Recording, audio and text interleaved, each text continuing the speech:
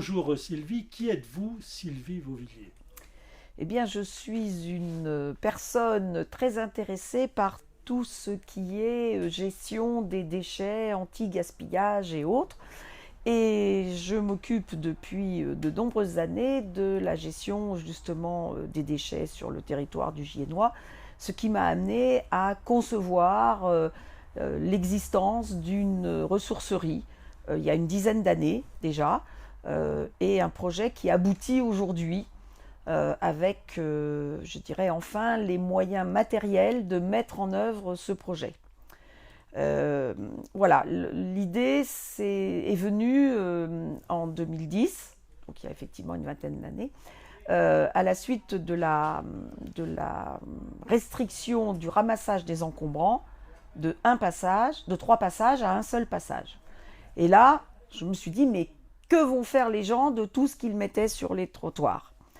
Et puis, tout ce qui était mis sur les trottoirs, c'était broyé, écrasé, même si ça fonctionnait encore, même si c'était de bonne qualité, et ça partait à l'enfouissement, ce qui me semblait complètement ridicule dans un monde où un certain nombre de gens n'ont pas le nécessaire pour vivre. Il y a à Gien des enfants qui couchent par terre, qui n'ont même pas de matelas. Voilà.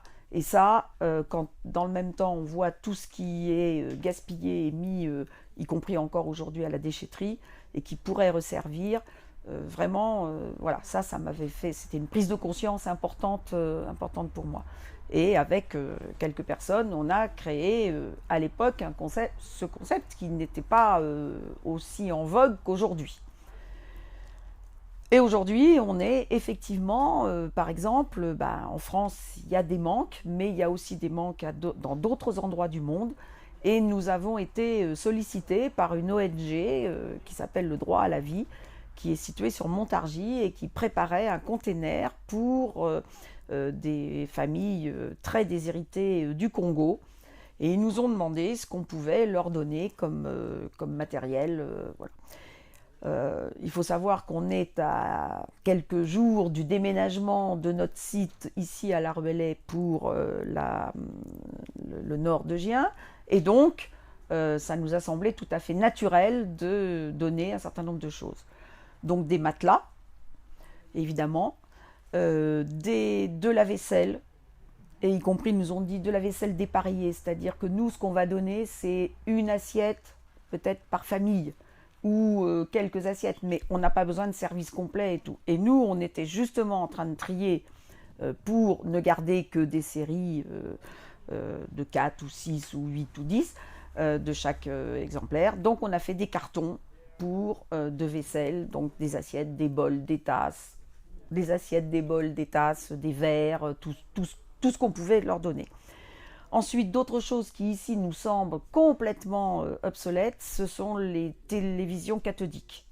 Les grosses télévisions, on en récupère régulièrement en vidant des maisons, on les garde, on en vend quelques-unes pour les gens du foyer de demandeurs d'asile, parce que quand ils arrivent, ils n'ont pas de télé du tout, ils n'ont rien, donc voilà, pour avoir au moins de l'image, mais on en a toujours, allez, on va dire une dizaine en stock.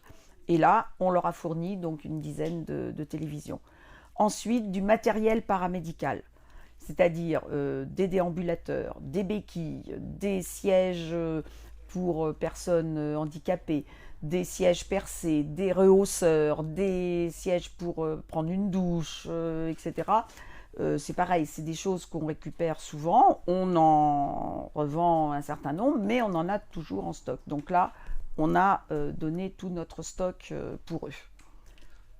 Ça se fait dans quel cadre? C'est dans le cadre d'une association pour ce qui vous concerne, et tout ce qui part en Afrique, c'est également dans le cadre d'une association africaine? Voilà, c'est ça. C'est un partenariat interassociatif. On en fait régulièrement, hein, je dirais 2-3 fois par an. Euh, nous n'avons pas la présence sur place et c'est pas notre vocation.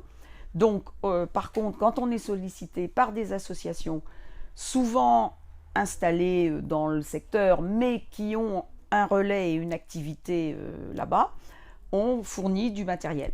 Voilà. Donc là, il y avait, alors avec le confinement, ça a été repoussé, et finalement, le container est arrivé hier midi. Donc tout ce qu'on avait préparé, on l'a emmené en deux voyages, 2 camions pleins. Et on aurait, bon, voilà, là ils sont pleins, mais on prépare déjà pour le voyage suivant, puisque maintenant on va avoir la place pour pouvoir stocker ce genre de choses d'avance. Alors, vous parlez de votre association qui s'appelle comment?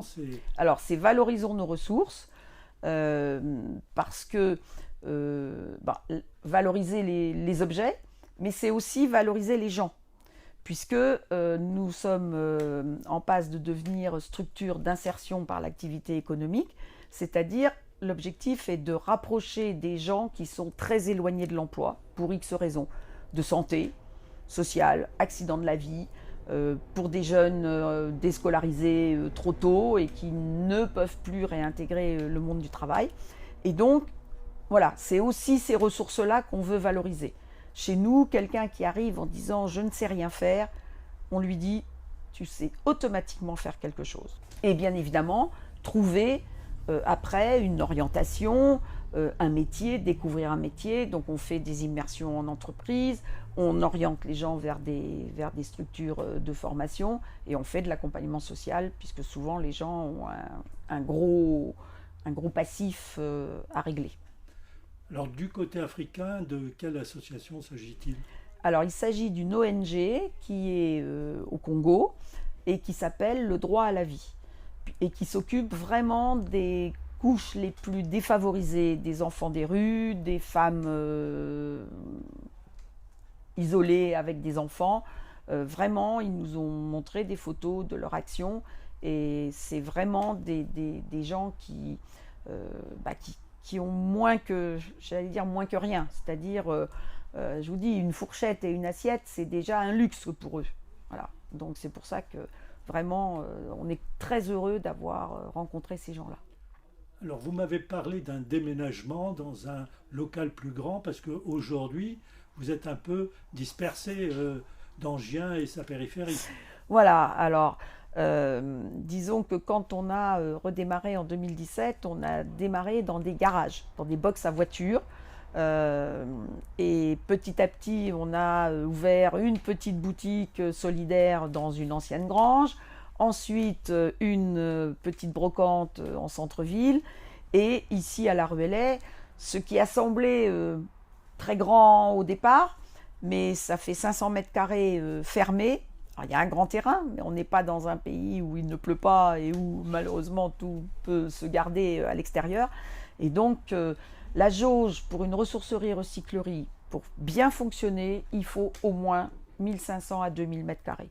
Et là, on va passer à un bâtiment qui est un ancien magasin de meubles, donc ce qui veut dire avec des grandes ouvertures, tout plat de circulation, pas de dénivelé et autres, de 3600 mètres carrés.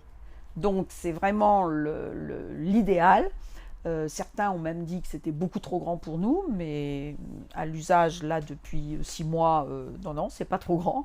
On va pouvoir avoir des locaux pour le personnel digne de ce nom, avec des sanitaires hommes, des sanitaires femmes, avec douche, sanitaires handicapés, des bureaux, une cuisine avec une salle à manger, puisque là dernièrement on était 17 à manger sur place, c'est-à-dire que tous les bénévoles qui viennent travailler, viennent nous aider, on mange tous ensemble. Et donc, vous voyez, 17 personnes, faut de la place. Et puis, une salle de réunion, un peu de formation aussi, un peu informatique, etc. Voilà, donc ça fait à peu près 200 mètres carrés. Ensuite, on aura un espace de vente boutique qui fera 800 mètres carrés. Avec les différents rayons, comme dans un grand supermarché, mais qui fait de tout, puisque on va vendre de la vaisselle, du textile, mais aussi des livres, des disques, de la vidéo, des bibelots, de la puériculture, des articles de sport, puisque on vend tout ce qu'on récupère chez les gens que les gens nous donnent. Donc, voilà, cet espace de vente. Ensuite, on aura à peu près 1000 mètres carrés de surface de réserve, c'est-à-dire des choses qui sont prêtes à être vendues et qui attendent que de passer en boutique en fonction de ce qui sera vendu. Et ensuite, 1000 mètres carrés d'ateliers. Et ça, c'est très important pour la structure d'insertion par l'activité économique, puisqu'on veut faire une dizaine d'ateliers différents entre la menuiserie, la peinture, la mécanique, les réparations électroménagers, informatique, textile, couture. Voilà, donc il y a vraiment pléthore et on va garder deux ateliers pas forcément affectés, mais lorsqu'on aura l'occasion de rencontrer quelqu'un qui fait une activité particulière, eh bien on mettra à sa disposition pour qu'il puisse aussi former le reste du personnel, des salariés qu'on aura en insertion. Et tout ça, un calendrier rapide, ça va ouvrir quand? Alors maintenant, un calendrier, puisque c'est quand même quelque chose dont on parle depuis le mois d'octobre l'année dernière. Et bon, le confinement n'a pas aidé à faire que ça soit très rapide. Mais disons que là, d'ici une dizaine de jours, les premiers articles seront mis en vente pour remplacer la boutique solidaire qui est fermée depuis le début du confinement, depuis mi-mars, et il y a des gens qui ont vraiment besoin de pouvoir venir chercher quelques articles de vaisselle ou des vêtements ou un frigo ou une cafetière, etc. Donc on rouvre à peu près un tiers de la boutique définitive pour permettre aux gens de pouvoir à nouveau avoir accès à ces biens de première nécessité. Ensuite, ouverture de la totalité de l'espace boutique en septembre-octobre, inauguration a priori en octobre, sûrement au moment de la semaine du développement durable qui a lieu de mi-septembre à mi-octobre, puisqu'en fait on dit la semaine mais c'est étalé sur 3 ou 4 semaines. Et ensuite au mois de novembre on a le mois de l'économie sociale et solidaire. Donc en fonction d'où on en sera, ce sera soit en octobre soit en novembre, mais on veut aussi que ça marque notre activité et nos valeurs. Voilà. Et puis les ateliers, eh bien, c'est fin d'année et 2021 pour les réaliser. Et ça va dépendre aussi des financements qu'on va obtenir, puisque là, il faut vraiment cloisonner, équiper les ateliers de matériel professionnel et tout. Donc ça nécessite un peu plus de temps.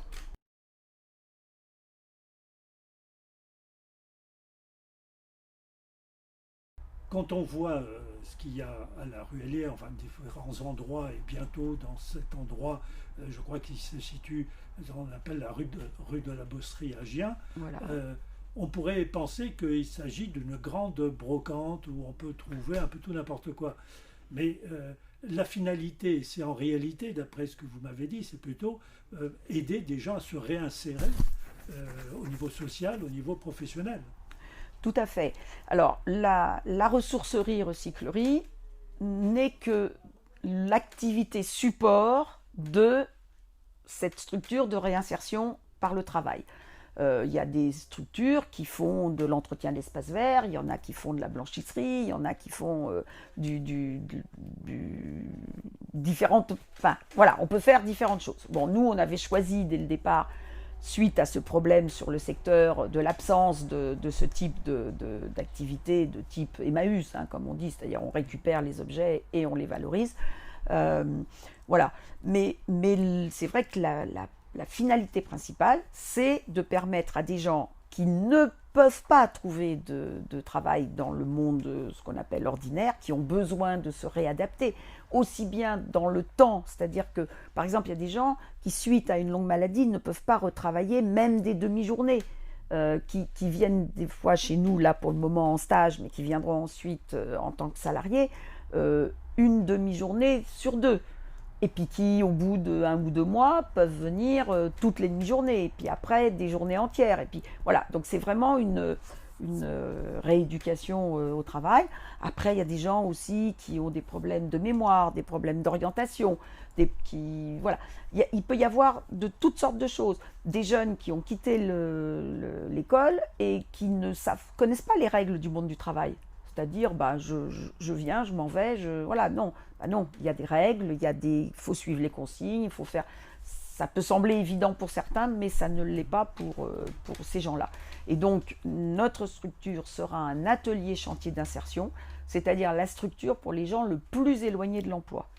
Sachant qu'il y a aussi les entreprises d'insertion, qui là, c'est le stade intermédiaire, on va dire, qui permet aux gens qui n'ont pas encore la capacité d'être en milieu dans une entreprise ordinaire, d'être un petit peu plus performants et de réacquérir des réflexes de travail.